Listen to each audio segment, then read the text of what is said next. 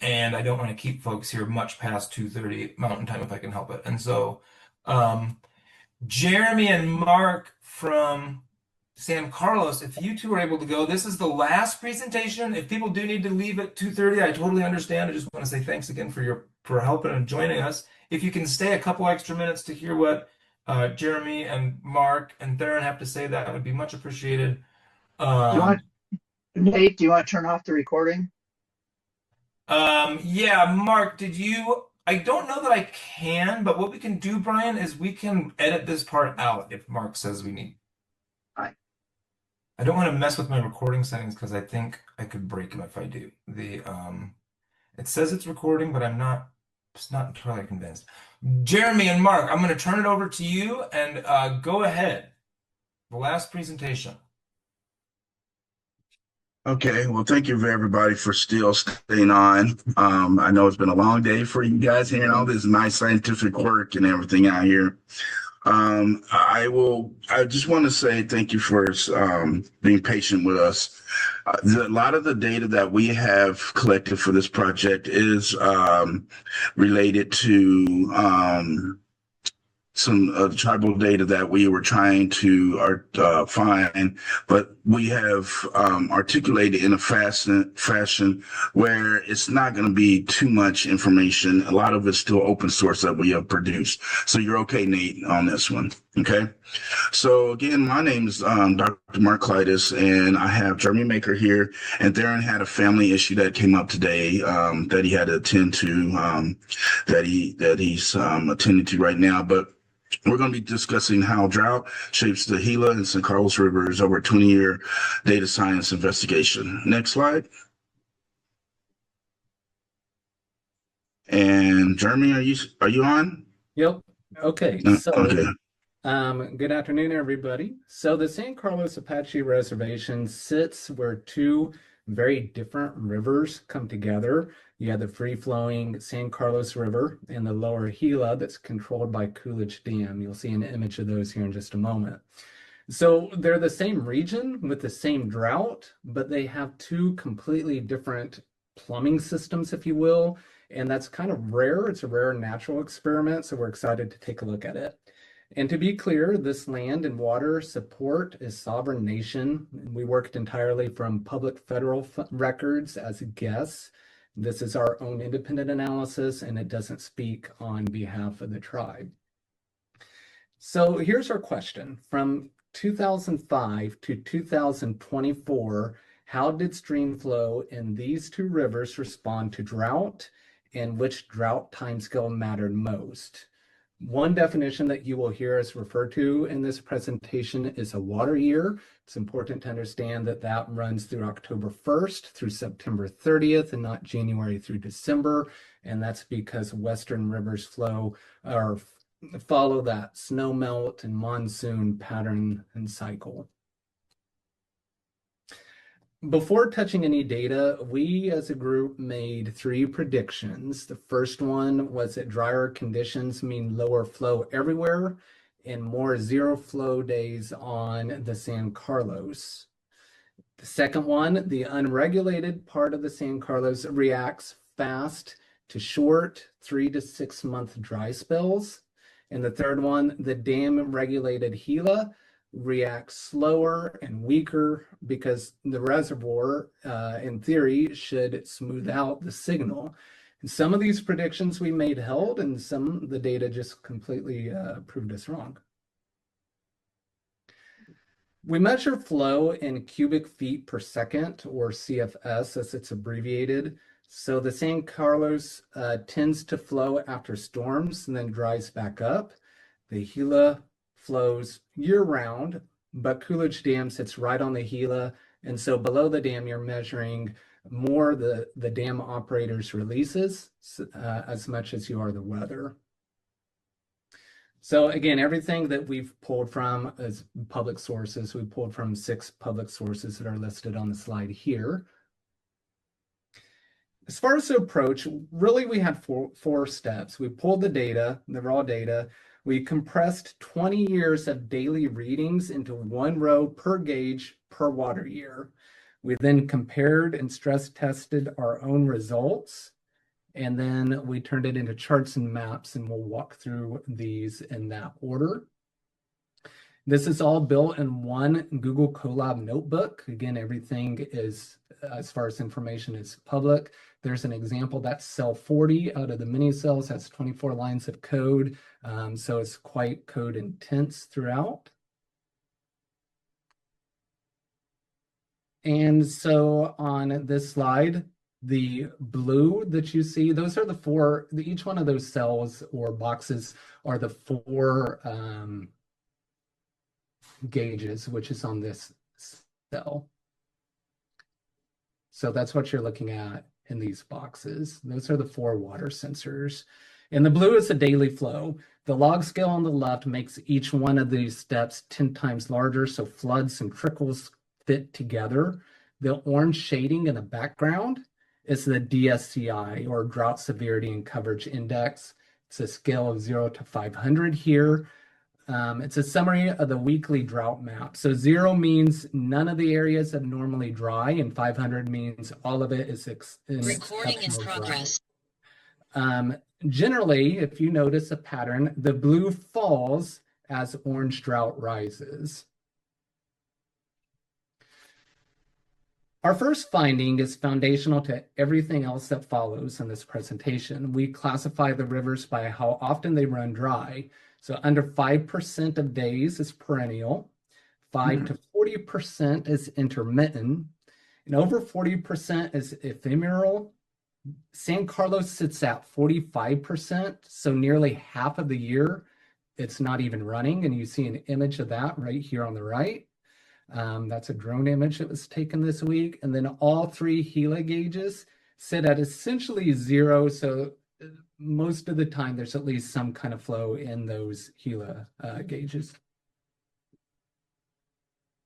This chart is called a flow duration chart, and it addresses what percent of time each river carries at least a given amount of water. So each color represents one of those four sensors. You can trace the blue San Carlos lines, the solid for our wettest year in 2008, the dashed for our driest year in 2021. And then around the halfway mark, you notice that both just plummet. They fall straight to a true 0. The other lines, the other colors, those are the Gila gauges. None of them ever reach 0. And I know you see, well, that orange one did, but if you notice it's straight, that is an error in the reading and not an actual true reading them on that. So none of them ever reach a true 0, not even in the driest year on record. And that's proof that the San Carlos is ephemeral. On the screen here, you see scatter plots, and again, there's one for each of those four gauges, and we're using these for correlation. On these scatter plots, each dot is 1 year. How dry or wet it was is on the bottom axis, you'll see, and how much the river flowed is on the side. Watch the dots climb as you move right from drier years to wetter ones. Each panel's title up here at the top. They give you two numbers. You'll see it's referring to R, which is your Spearman correlation, and it's on a -1 to +1. It tells you how tightly two things move together. Closer to 1 is tighter. And then P, the odds of this pattern is just a random chance, where smaller means more confident that it's real. So this one specifically, you look, the below dam R is 0.64, so we are approaching 1, closer than any of the others, and the P is 0.003, so we have a strong relationship, is what it appears. Here's a different way to kind of see the same story. So instead of one number per year, we track rainfall and DSCI as running totals day by day through the year.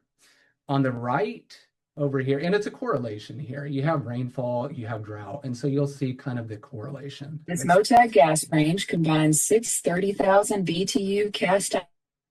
Okay, And on the right, watch the bright green line climb far above the others there.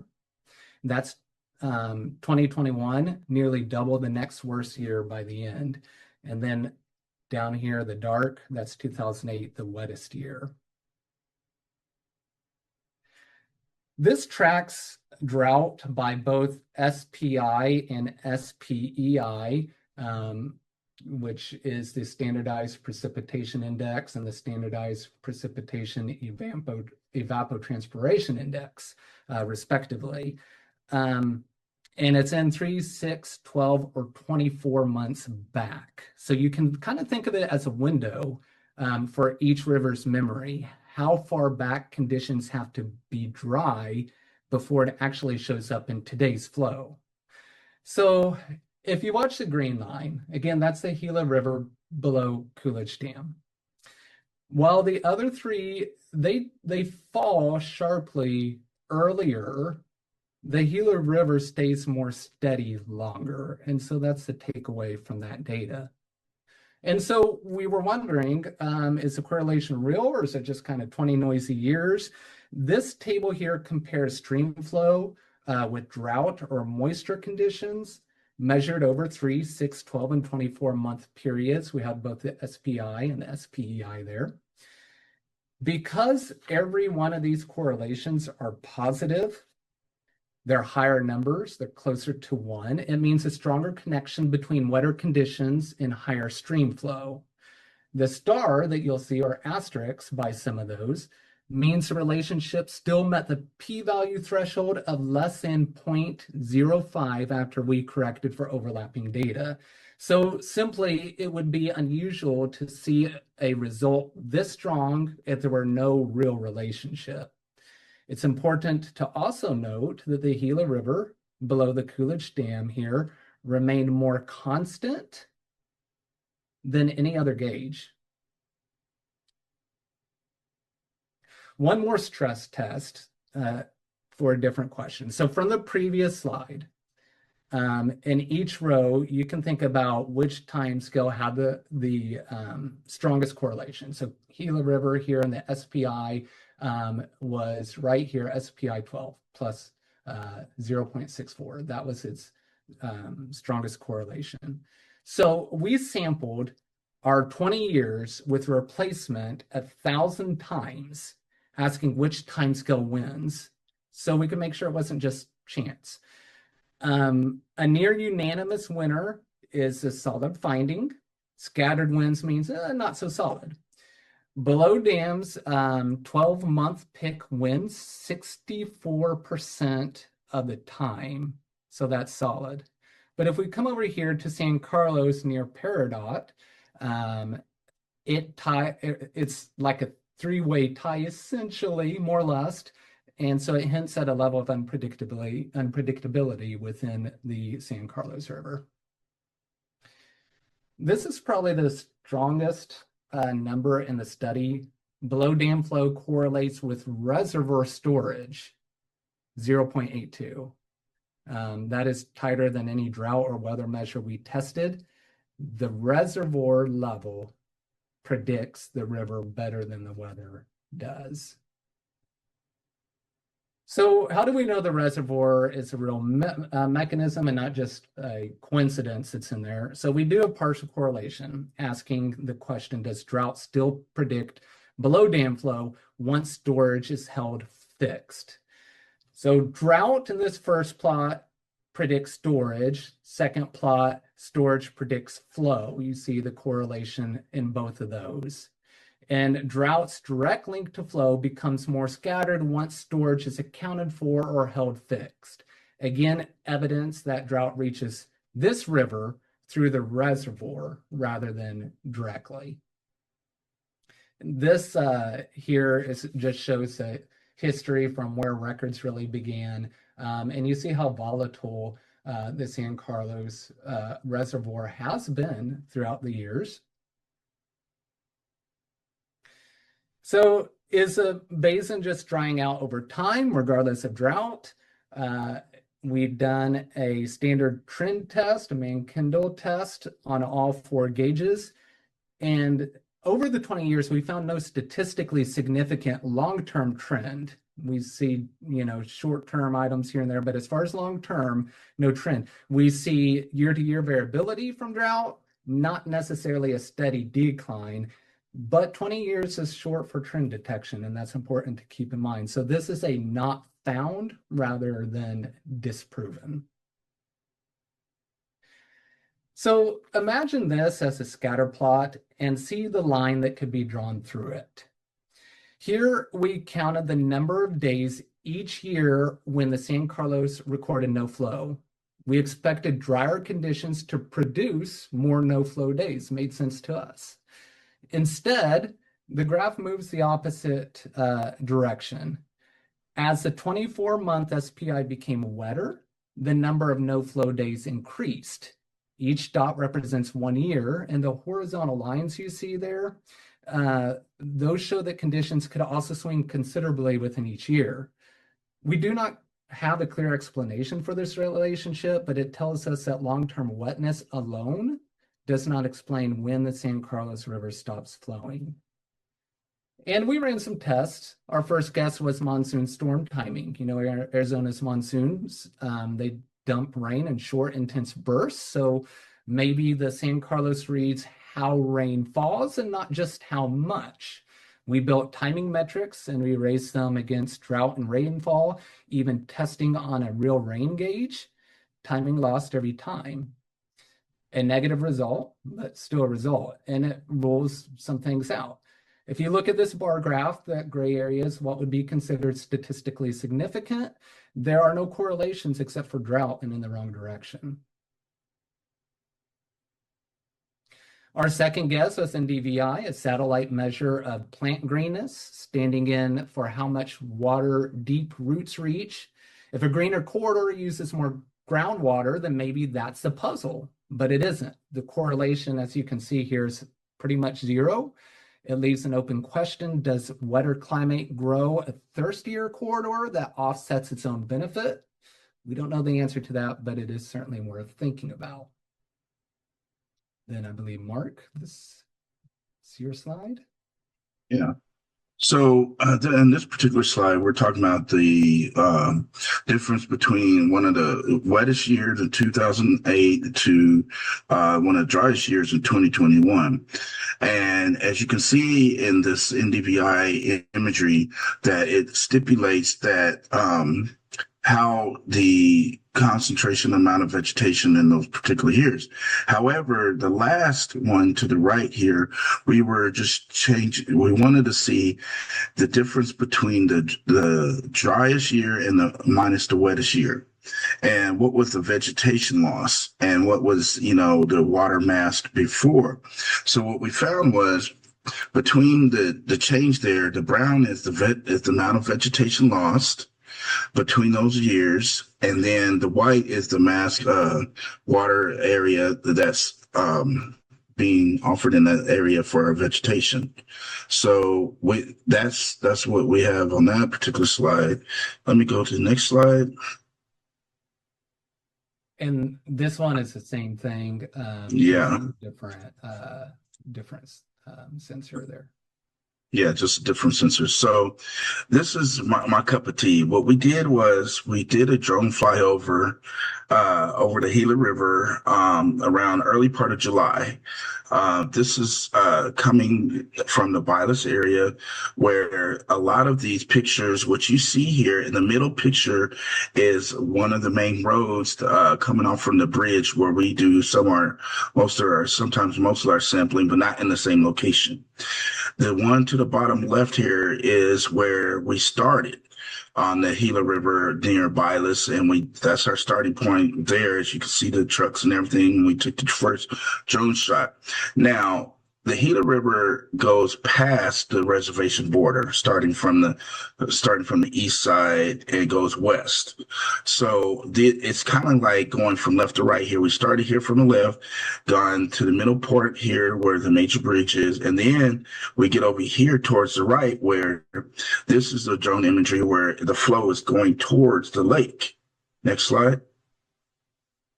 And this is more imagery there too that took a more zoom in location to find the water. The thing about it is the Gila River, there are parts where the water is not even showing because of the vegetation of the NDVI that we showed. And it looks like it's more underground and it spikes back up. So in the field, when we were out there doing this drone data, a lot of it goes underneath through some sediment and then pops right back up. So were more like the one to the left, more imagery zoomed in on it to find, well, where's the water? Is it all covered up by the vegetation? So that's what we were asking the drone flyers to make sure we could see the flow. Next slide. And then this is another one by the Gila River as the bridge flows down. Next slide. And this one is more of an aerial look from that bridge I talked about, where it flows from the east to the west. And as you can see, the vegetation is very profound around the river, as noted in the NDVI data collection we have. And this bridge is one of the major bridges where it's by one of the near one of the tribal farms, but it's not right exactly. And this one to the right is where we did our start sample, but the flow is pretty wide right there. And it's not deep. It just, the Gila River used to be long and wide. So due to different irrigation mechanisms and damming of the river downstream, it's caused the river to flow a lot different than what you see here. Next slide. Okay, so we compared the greenness at both reaches directly. It might be expected that the steady dam-controlled reach to be greener. I'd expect that, but that's actually not true. The unregulated San Carlos corridor actually runs a touch greener on average. It's a small difference, but it's a reminder, steadier flow doesn't always mean a healthier looking corridor. So that is quite interesting. We connected to the official US drought monitor. We pulled the government's actual weekly drought polygons and clipped them to our basin here. Those dots are the actual sensors. The left, you can see from July 21st was the last time we ran it. And on the right, the single driest on record, same color scales that you would actually see in the news there. So back to our predictions. First, drier conditions generally meant lower flow. That was supported, but the no flow part was not. The San Carlos ran dry frequently, but its number of no flow days did not track drought how we expected it to. Second, the San Carlos generally responded more strongly to short drought windows. That was supported. Number three, below Coolidge Dam flow reflected longer accumulated conditions. SPI pointed to 12 months and SPI to 6. That was also supported. Where we were wrong was how regulation would change response. We expected the relationship to be weaker, but instead the below dam and drought flow relationship was among the strongest, and the strongest result in the entire study was reservoir storage compared with flow. We also expected a delay, but at the annual scale, no additional lag was detected there. The reservoir appears to be the go-between, so climate affects storage, and storage and dam operation shape downstream flow, not just weather alone.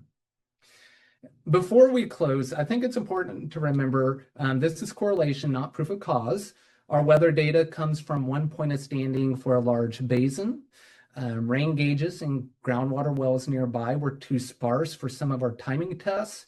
And really, again, 20 years is short for trend detection. Below dam flows, human managed. We infer the dam's role statistically, but we didn't observe a single release decision. And so if you remember nothing else from the presentation, here's three things. One, these are two very different rivers. Treating them as one, just because they're near each other, would hide the whole story. Two, drought reaches the regulated Gila through the reservoir, not directly. That was the tightest relationship in the study. And three, we found one honest puzzle that we can't explain, and we have that on the table. And I honestly feel like this is my biggest takeaway personally. So of course, drought conditions affect stream flow, that's a given, but there's more in play. There are intricate systems that include human involvement and unexplained phenomena. When it comes to nature and the environment, follow the data and avoid assumptions. And then as a postscript, this summer what we just described kind of played out for real. Snowpack this year ran at 2% of normal. April flow fell to 39% of normal, and the San Carlos Reservoir collapsed to under 1% capacity, triggering a near total fish kill and closing the lake in June. That is our reservoir finding playing out in real time. With that, I'll turn it over to Mark to close us down. Again, thank you for everyone being here. That last little image, if you could go take back, Jeremy, back, that's the confluence when both rivers enter the San Carlos Lake. That image was one of our drone images, but as you see in the picture, towards the right where you see it more, I guess dry, that's the Gila. And then if you go further back, depth into the picture, that's the San Carlos coming in, and to your left of the image is where old San Carlos used to be. So that's where the so I guess I don't know what you want to call it, historical start of the reservation or roundup, I don't know, but it's it's towards the left there where you see that little dry spot there, but it's right by the lake. And again, this picture, we have more pictures we would like to show, but due to time constraints, we just wanted to give you guys a synopsis of what the drought has done and what has caused, like you guys heard about this fish kill. The funniest thing is a lot of it dealt with the amount of water that was taken away from the lake. And a lot of our imagery, we didn't go all the way towards the dam because it's not very safe the way we have to take the picture of that area. But talking to our Fish and Wildlife, they have found out that a lot of the water will be restored through these weather conditions. Basically, ecosystems do their own thing with the predators and everything that will eat the fish. And I talked to our wildlife biologists that they don't drag everything out of the lake. They kind of let it be there and they let the fish kind of kill it, or bears come in and they just gather up and eat the fish, you know.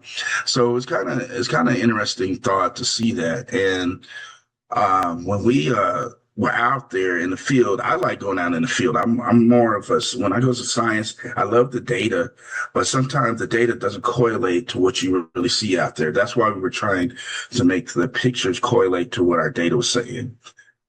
So that's what I wanted to kind of show you guys. And again, the lake has not has come up to full capacity, and you still see the water levels at a low area. And this confluence is where I was talking about the two rivers come in to feed the lake. And it's not at the capacity as it used to be. The San Carlos Lake used to be the second largest lake of the whole state of Arizona. And now it's not. So due to other constraints like we talked about in our presentation and other natural causes, there is some current concerns about that and how much it needs to take the time to restore water flow and reservoir levels. So that's another thing I'll probably discuss later or find other information with maybe Bureau of Reclamation and other agencies that we could take a part in to discuss these data that we found out. Are there any questions? Great job, Mark and Jeremy and Theron and the team from San Carlos Apache. Great job. We are so impressed with the work that you all are doing on a really, really locally, culturally, and the timely relevant project given the current situation that you guys are dealing with under there or down there. And so big shout out to you. I think this is also another example of how we're taking the research that we're doing as part of STARS and translating that into solutions and decisions. In this case, involved with Mark's work that he does with the tribe. And so I think you saw that on the several other examples today too, from the team at Haskell to the team at Oglala Lakota College, probably others too, MSU certainly, I think probably all of them could be argued that it's an example of translational science. If anybody